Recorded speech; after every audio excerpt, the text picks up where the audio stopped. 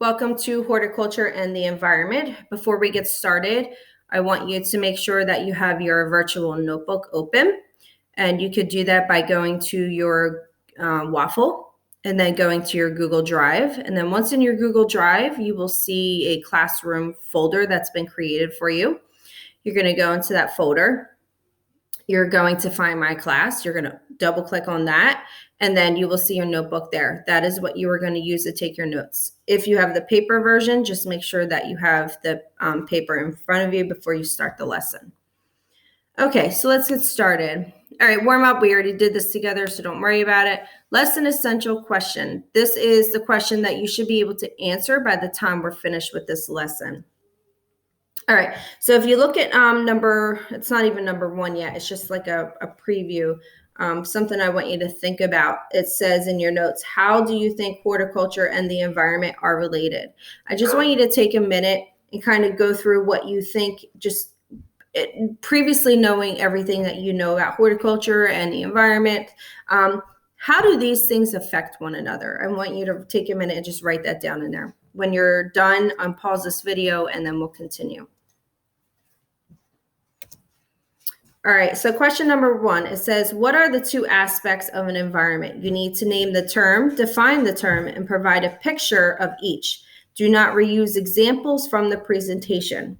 So the environment, there are 2 aspects. There's a living aspect and there's a non-living aspect. So in the first one, we're going to talk about the term abiotic, and the prefix a means not, and biotic means living, or bio means living. So abiotic means not living aspect of an environment, such as rocks, minerals, air, and water. You can include dirt in this because dirt is just crushed up rocks, but you cannot include soil in this.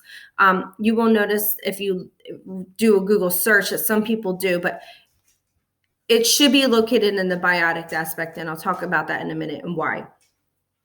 So make sure you put the term abiotic. You define it, what it means, include the examples. And then, all right, so biotic factor. So biotic, bio means living. So this is all the living aspects of an environment, such as plants, animals, microorganisms. And again, you can include things that were once living but may not be living anymore, such as like dead logs. And the other one would be soil. So soil is decomposed organic matter, which is very high in carbon and very rich in nutrients. So we want to include this in the biotic factor because it's basically just decomposed organic matter. That log broke down along with the leaves and other aspects of a biotic environment and created the soil. So we do include that in biotic. So I want you to label the term there, and I want you to define that, as well as include soil as one of your examples. This is just a picture explaining things. So living things, which would be the biotic factors. You have plants, animals, bacteria, fungus, and protists. Abiotic, which is the not living, are water, light, minerals, air, and again, soil does not belong here. It belongs over on this side. So just make sure that you have that in your notes properly. You should be pausing this video to take these notes as we go along. And then unpausing when you're finished and ready to move on. All right, so question number 2, what is ecology? So ecology is the study of living things in relationship to their environment. Ecologists will go out and which are scientists who study the ecology of an environment. So they will go out and they will study how a deer is living in relationship to their environment. What affects them? How do they live? How do they survive? And question number 3 is, what is an ecosystem? Add a picture of any ecosystem you would like. So an ecosystem is a community of organisms, and it's non-living environment. Basically, the ecosystem is everything you could see. So if you went out into the woods, that would be your ecosystem. How are the biotic and abiotic aspects of the environment affecting one another? So this would be my example of my ecosystem. So you have this lake and you have all these organisms that are living in the lake. All right. If you look at question 4 and 5, so it says, using the picture you provided for an ecosystem, label all the biotic and abiotic factors, use the bullet points. I'm okay if you use this. So what I'm asking you to do is, for question number 4, label all the biotic factors in this picture. And then for question number 5, I want you to list all the abiotic factors in this picture. Okay, so pause this so that you have some time to do that. All right, now that that is finished, you have question number 6. What is integrated pest management, or IPM? But before we get to that, I want to talk about how, high demand, public high demand affects the environment through the horticultural practices. So if you have things such as like almond milk, a lot of people like to drink almond milk right now. So almonds are going to be in very high demand to create that almond milk. So what farmers will do is they will either remove some of the previous crops that they may have been growing to plant these almond trees. Or what they're going to do is they are going to create more land to plant those almond trees. And when that happens, you got to think about the ecosystem that's being affected and all the organisms that are living in that ecosystem. And they do. Farmers by far do. And, you have to go through a lot of steps in order to do all this. But it's just something to think about how, if the public has a high demand for something and it's not something that can naturally do themselves, like you're not going to plant an almond tree and then to pick the almonds off and then crush them up and that kind of stuff. It's easier to just go to the store and buy it. But I just want you to take a minute and think about how the high demand for things creates this. All right. So question number 6. What is integrated pest management system? So IPM is a company or a pest control company that will do whatever they can to protect the environment. Okay, so they're going to use only approved chemicals. They're going to use natural remedies in order to get rid of these pests. All right. So then there's just a little why care, conserve the environment. That's what they care about. All right, and then for question number 7, what is an invasive species? Include 3 examples of an invasive species as well as a picture. So an invasive species is something, plant or animal or anything, that is going to disrupt an ecological balance by outcompeting native species. So native species means they naturally belong there. And when settlers used to come over in the 1700s, they would bring over new plants and new animals that weren't naturally here, and they would plant them because that's what they were used to.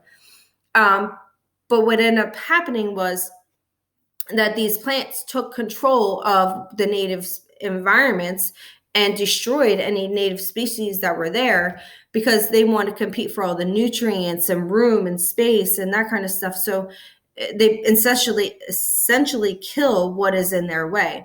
So you can notice this mostly with ivy. So you will notice ivy is a ground cover, but what ends up happening is when it hits something, it will start growing on that and it will start killing that plant because it's stealing away all the nutrients, such as like trees. And you can also see them growing on the side of houses. And eventually, if you don't take care of it, it ends up like taking over everything, and it will totally engulf that house if it's, they're not removed. So that would be an example of an invasive species. For question number 8, how can invasive species affect an ecosystem? So I just want you to think about this. Look at one of these pictures and imagine if we, were to plant those and they were to take over. What's going to happen to the environment that they are being planted in? All right, so question number 9, what are the personal benefits of horticulture to the environment? So if you've ever looked at somebody's yard, if you've ever gone to a park and you notice that they do a lot of landscaping, that is because that increases the value of real estate. So a personal benefit would be landscaping, recreational and aesthetic value, which means it looks really pretty, so people are going to pay more money for it. Question 10, what are the biological benefits of horticulture to the environment? So there are quite a lot of biological benefits. So the first one is the roots help prevent soil erosion. And erosion is when the soil washes away. And you will notice that if you have like a steep hill or a mountain, what will end up happening is people will plant plants, whether it be trees, shrubs, on that slope, because the roots are going to hold on to that soil and keep it together, so that when you have a lot of rain and runoff, it's not going to wash away the soil as easily as it would if there was no plants there. So keep an eye out for that. And I think if you notice, you'll start seeing it a lot more, especially if you've ever noticed like how a tree is growing out of the side of the mountain and it's crazy and you're like, oh my God, how's that happening? Well, it's there because it's holding that together. All right, plants slow water runoff. So water runoff is when you see a large amount of water just running off to the side. Let's say you're driving down the street and it's water or raining really, really hard. You will notice that it looks like there's a river that's flowing over the road. So what's going to happen is that water, which is going to be carrying a lot of pollutants, is going like oil, gas, that kind of stuff. It's going to take all of that and it's going to run off to the side of the road. Now there's plants that are going to be planted there that are going to stop a lot of that stuff from moving forward and getting to the local waterways. The only problem is that stuff is still going to absorb into the soil. It's going to leach through the soil, which we're going to talk about in a little bit. But the plants definitely help slow that stuff down. Plant controls dust and absorb pollutants. So if you remember the Dust Bowl, so I believe that was in the 1900s at some point. What happened was that farmers were farming, and then all of a sudden there was a long drought and the plants died and the soil was so dry that eventually high winds came about and literally carried that dry soil and dirt into the atmosphere and created this kind of environment where it was really, really bad. You should look this up. It's really interesting to watch because this could happen again. And they absorb pollutants, again, all the stuff that from the runoff, and even your driveways, that kind of stuff. So plants are going to absorb some of that stuff. And then plants provide wildlife habitat that should be given. Animals live in trees, they eat this stuff. All right. All right, so question number 11, what is pollution? So pollution is harm caused by improperly applied chemicals. And it could, in this case, we're talking about chemicals, but it could be trash. It could be any kind of thing. So there are two types, and this is question number 12. There are two types of pollution. Name the terms and define each. So the first one is called point source pollution. And this is where we can literally point. That's why it's called point source. We can point and identify exactly where that pollution is coming from. So the Gulf of Mexico had an oil spill quite a few years ago. I forget what year it was in. But I can't even explain, or, you should definitely research this, but a lot of oil came out of the earth. What happened was there was an oil rig that was drilling into the ocean floor and releasing some of that oil. And one of the drills broke and started leaking oil into the ocean by gallons and gallons and thousands and millions of gallons. All right. So that would be a point source pollution. It's chemicals that are harming the biotic atmosphere of that environment. And we can literally point to where it was coming from. Now, non-point source pollution, on the other hand, we cannot figure out where that is coming from. We cannot identify it, or it's not easily identified, just like point source. So we call this non-point source. We cannot point to it. We cannot figure it out. And if we do, it takes a really long time. All right, question number 13. So this one, I'm just trying to show you the water cycle. And hopefully you should know this by now. You have transpiration from the plants, which is evaporation of water through the leaves. Okay, and then we go into the atmosphere through condensation. Then we have precipitation, which it rains back, and then you get runoff to the ocean, evaporation, and that kind of stuff. So, it's just a continuous cycle. Infiltration. So when we get the precipitation, what ends up happening is, and this is question number 13, what does the term water infiltration mean? And please don't Google this and tell me it means to run through a building, okay? We're talking about water. So it's movement of water through the soil. If you look here, you can see the precipitation coming. It leaches into the soil, which is called infiltration, and eventually it'll hit the water table. Now, the water table is what we use as drinking water, okay? But that water table eventually runs out to a local river or water source. And whatever is being carried and infiltrated through here with the water is also going to reach the water table as well as the local rivers. These things could be things like fertilizers, pesticides, anything like that. So question 14, what does eutrophication mean? So when all of those chemicals and everything are infiltrated through the soil along with the water, and again, I showed you how it runs down to the water table and then eventually out to the local waterway. What ends up happening is when farmers put a lot of, or anybody put a lot of chemicals or anything, and what I mean by that is the nutrients. So every season, some nutrients need to be added back into the soil so that the plants have the specific nutrients that they need in order to grow. What ends up happening is sometimes you'll put an overabundance of those nutrients in, and they'll infiltrate along with the water and go hit the water table and then go out to the local riverways. And that water is carrying all those nutrients out there. And what ends up happening is when it reaches the local waterway, all those nutrients end up killing and taking over the oxygen supply and depleting the oxygen supply. So it will kill the local organisms in that water.